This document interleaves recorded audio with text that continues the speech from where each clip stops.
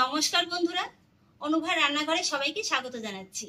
এই হাঁসফাঁস গরমে দুপুরবেলায় যখন কোনো কিছুই খেতে ভালো লাগে না, তখন কিন্তু যে কোনো হালকা পাতলা ধরনের রান্না খেতেই খুবই ভালো লাগে।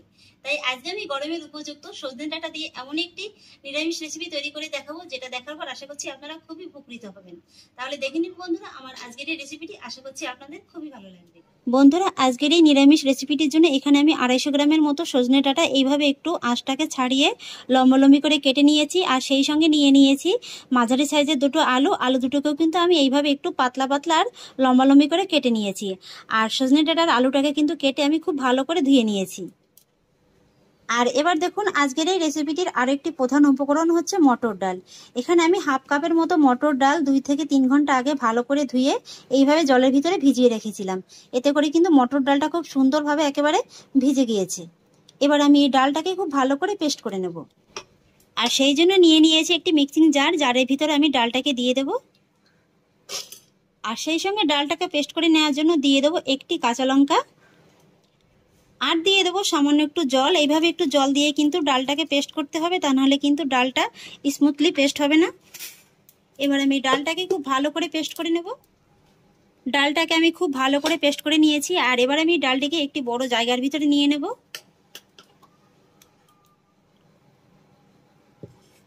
আর এবার আমি ডালটাকে খুব ভালো করে ফেটিয়ে নেব। আর সেই জন্য এর ভিতরে প্রথমেই দিয়ে দেবো স্বাদ অনুযায়ী লবণ, কোয়াটা চা চামচ হলুদ গুঁড়ো, কোয়াটা চা চামচ কালো জিরে।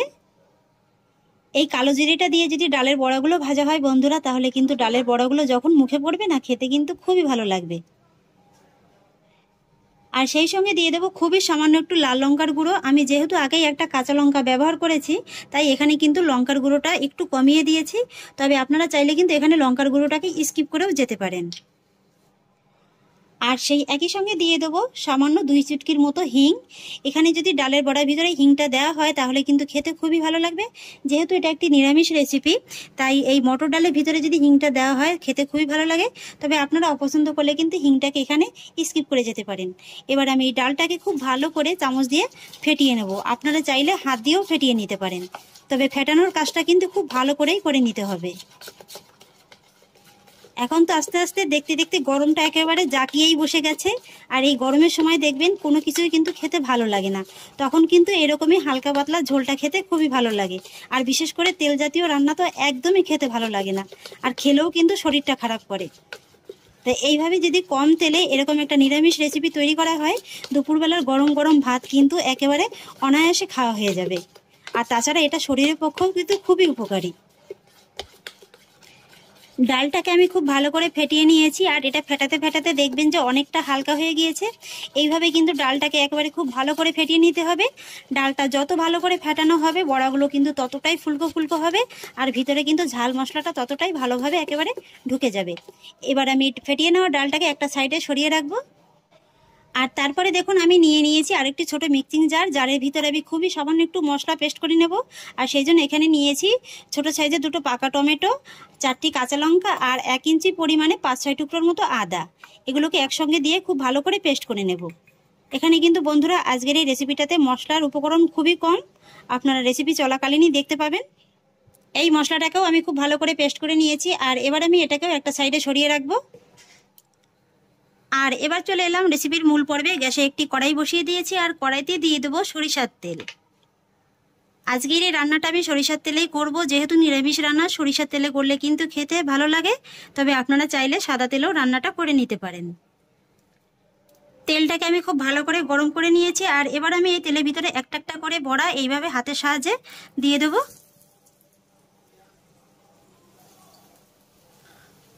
কড়ার ভিতরে জায়গা বুঝে আপনারা বড়াগুলো ছাড়বেন। একবারে কিন্তু খুব বেশি বড়া দিয়ে ভাজতে যাবেন না, তাহলে আবার বড়াগুলো কিন্তু উল্টাতে পাল্টাতে পারবেন না। বেশ কয়েকটি বড়া আমি তেলের ভিতরে ছেড়ে দিয়েছি। এবার গ্যাসের ফ্লেমটাকে মিডিয়াম আর লোয়ের মাঝামাঝি রেখে এই বড়াগুলোকে এইভাবে উল্টে পাল্টে ভেজে নিতে হবে। একটা পাশে যখন হালকা একটু কালার চলে আসবে, তখন একটা চামচের সাহায্যে এইভাবে একটু বড়াগুলোকে উল্টে দিতে হবে। বড়াগুলোকে সব আমি উল্টিয়ে দিয়েছি। আর এবার আমি এইভাবে উল্টে পাল্টে নেড়েচেড়ে বড়াগুলোকে খুব সুন্দর একেবারে লাল লাল করে ভেজে নেব। অপর পাশটাও যখন একই রকম ভাবে ভাজা হয়ে যাবে তখন এইভাবে খুন্তির সাহায্যে বড়াগুলোকে এইভাবে নেড়ে চেড়ে ভেজে নেবেন, তাহলে দেখবেন যে বড়াগুলো সব দিকেই একেবারে সমানভাবে লাল হয়ে ভাজা হয়ে গেছে। বড়াগুলোকে আমি আমার পছন্দ মতো একটি কালার করে ভেজে নিয়েছি, আর এবার আমি বড়াগুলোকে তুলে নেব। আর বন্ধুরা, এই বড়াগুলো খেতে এতটাই ভালো লাগে যে আপনারা কিন্তু শুধু মুখেও খেতে পারেন, আবার গরম গরম ডাল ভাতের সঙ্গেও কিন্তু এই বড়া দিয়ে আপনারা ভাতগুলো খেয়ে নিতে পারেন। একই রকম ভাবে বাকি ব্যাচের বড়াগুলোকেও আমি ভেজে নেব।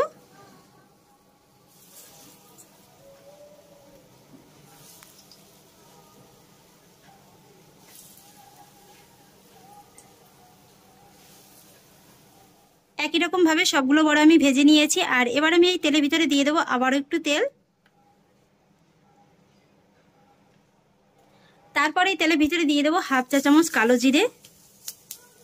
ফোড়নগুলো যখন হালকা করে একটু ভাজা হয়ে যাবে তখন আমি এর ভিতরে দিয়ে দেবো কেটে ধুয়ে রাখা সজনে ডাঁটা আর আলুগুলো। তেলের সঙ্গে ডাঁটা আর আলুগুলোকে আমি এইভাবে 1 থেকে 2 মিনিটের মতো একটু ভেজে নেব।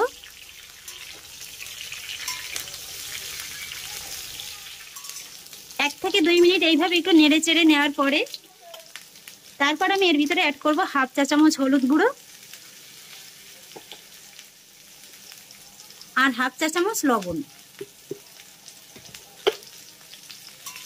এবার লবণ আর হলুদ গুঁড়োর সঙ্গেও সজনে ডাঁটার আলুটাকে আমি এইভাবে খুব ভালো করে নেড়ে চেড়ে 3 থেকে 4 মিনিটের মতো ভেজে নেব। এইভাবে যদি ডাঁটা আর আলুটাকে একটু তেলের সঙ্গে ভেজে নেওয়া হয় তাহলে কিন্তু এই নিরামিষ রেসিপিটি খেতে খুবই ভালো লাগে। তবে ডাঁটাটাকে কিন্তু আবার খুব বেশি সময় নিয়ে ভাজতে যাবেন না, তাহলে কিন্তু ডাঁটাটি আবার শক্ত হয়ে যাবে। এইভাবে আমি 3 থেকে 4 মিনিটের মতো একটু ভেজে নিয়েছি, আর এবার আমি এর ভিতরে অ্যাড করব এই যে পেস্ট করে নেওয়া মশলাটা, সেই সঙ্গে মিক্সির বাটি ধোয়া জলও দিয়ে দেবো সামান্য একটু, আর দিয়ে দেবো 1 চা চামচ জিরে গুঁড়ো আর 1 চা চামচ কাশ্মীরি লঙ্কার গুঁড়ো।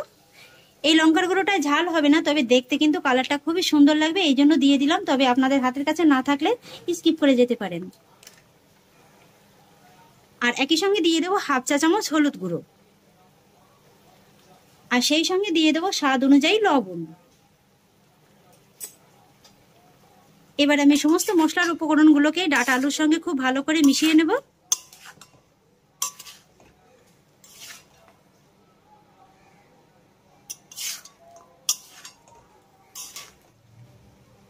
আর তারপর এইভাবে ঢাকা চাপা দিয়ে এই ডাঁটা আর আলুটাকে আমি 5 মিনিটের মতো এইভাবে মিডিয়াম লো ফ্লেমে কষিয়ে নেব। এইভাবে যদি রান্না করার সময় ডাঁটা আর আলুটাকে মশলার সঙ্গে 5 থেকে 6 মিনিটের মতো কষিয়ে নেওয়া হয় তাহলে কিন্তু সেই রান্নাটির স্বাদ বেড়ে দ্বিগুণ হয়ে যায়। 5 মিনিট বাদে এবার ঢাকাটাকে তুলে নিচ্ছি। এই যে দেখুন বন্ধুরা, সবজিটার সঙ্গে কিন্তু মশলাটা খুব সুন্দরভাবে কষানো হয়ে গেছে। আর এবার আমি এর ভিতরে অ্যাড করব জল।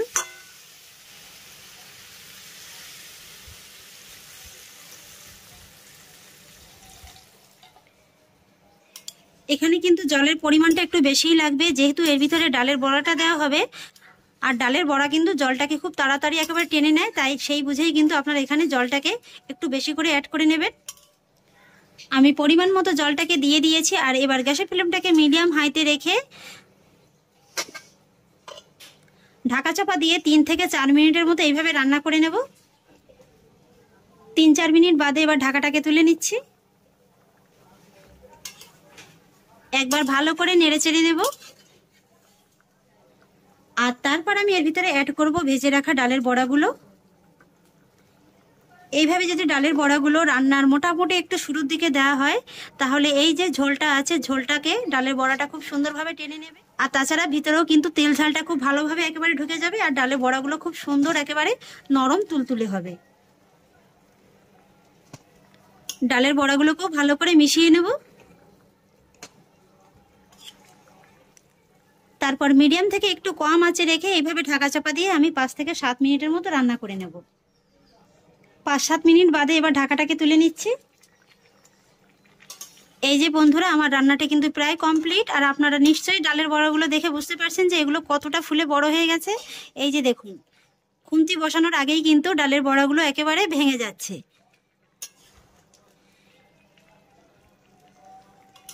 একবার ভালো করে নেড়ে চেড়ে নেব, আর আপনারা যদি ঝোলটাকে একদম পাতলা খেতে চান তাহলে আলুটাকে না ঘাটলেও চলবে। আর আপনারা যদি ঝোলটাকে এর থেকে একটু ঘন খেতে চান তাহলে এইভাবে একটু একটা দুটো আলু এইভাবে ঘেটে দিলেই হয়ে যাবে।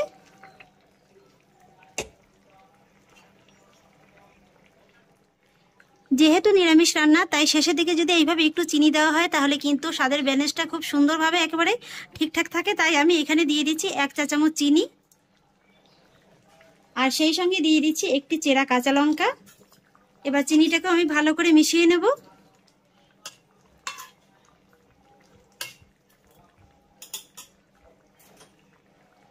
আর তারপর সবশেষে উপর থেকে ছড়িয়ে দেবো সামান্য একটু ধনেপাতা কুচি।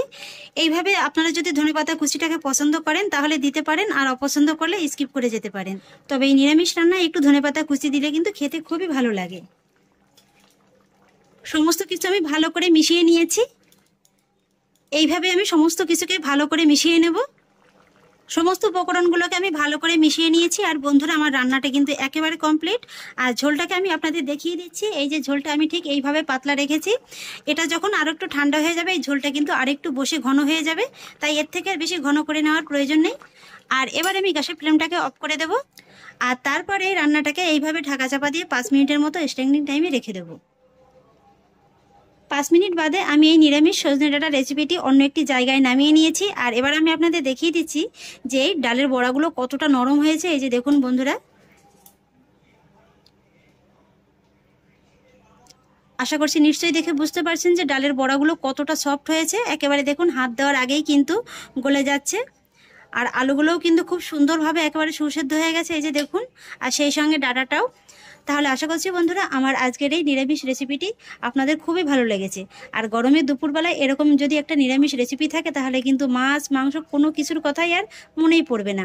আর এই রেসিপিটি দিয়ে কিন্তু 1 থালা ভাত অনায়াসে খাওয়া যাবে। আর আমার আজকের এই রেসিপিটি যদি আপনাদের একটু হলেও ভালো লেগে থাকে তাহলে আমাকে অবশ্যই একটা লাইক এবং কমেন্ট করবেন, সেই সঙ্গে বন্ধুদের সঙ্গে শেয়ার করবেন। আর প্লিজ বন্ধুরা, যদি আমার পরিবারের নতুন সদস্য হয়ে থাকেন তাহলে একটা সাবস্ক্রাইব করে পাশে থাকা বেল আইকনটি প্রেস করে দেবেন। ফিরে আসছি এরকমই পরের অন্য কোনো নতুন রেসিপি নিয়ে। সবাই ভালো থাকুন, সুস্থ থাকুন, ধন্যবাদ।